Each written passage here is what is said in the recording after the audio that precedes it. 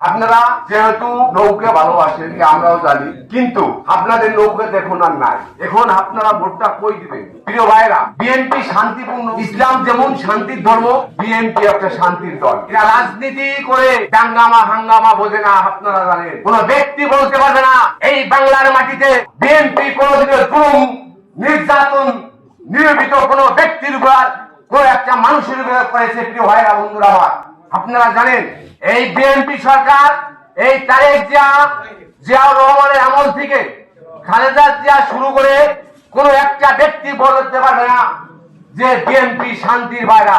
17টি বছর পর বিএনপি নির্বাচনে আসছে।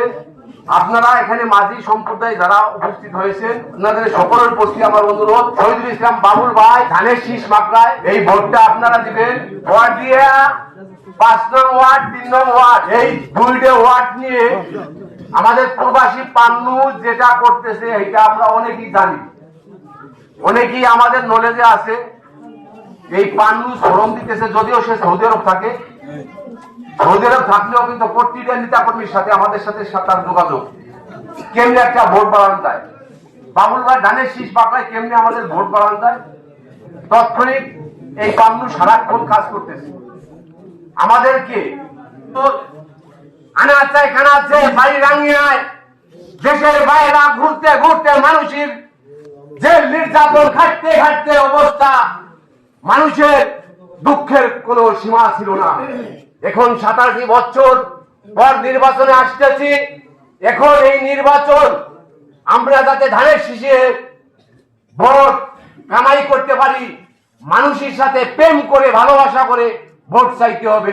চোখ গরম দিয়ে ভোট চাইেন না, এমন কোন কথা বলেন না 3 দেশে একটা চিন্তার আমার, এমন কত কথা বলেন না। এটা জনগণ ভোট ভোটারের কাছে, ভোটার ভোট দিবে, তার সাথে ইলেকশন করতে হবে, ভালোবাসা করতে হবে, প্রেম করতে হবে, তাহলে জনগণ ভোট দেবে। কিন্তু চোখ গরম দিয়ে এই 3 চিন্তার আমার 2 চিন্তার আমার, এমন কোন কথা আপনার পায়ে ধরে করি বাবুল ভাই ক্ষতি কেউ করেন না। এরকম কথা, এরকম বিভ্রান্তি কথা কেউ বলেন না। বাবুল ভাই আমাদের টার্গেট, বাবুল ভাই এমপি হবে এই বাংলার মাটিতে। বাংলা সদর উচ্চার প্রদর্শন এই 3টি থানা মিলে বিপুল ভোট পেয়ে আমরা এমপি হব। কিন্তু আপনাদের পায়ে অনুরোধ ধরি, পায়ে ধরি, আমাদের ধানের শীষের ভোট নষ্ট করেন না, কেউ নষ্ট করেন না ভাই। বাবুল ভাই এমপি হবে। একটু আলগিতে আমরা সন্তোষ ডাক্তারের বাড়িতে আমরা একটু অনুষ্ঠান করতেছি।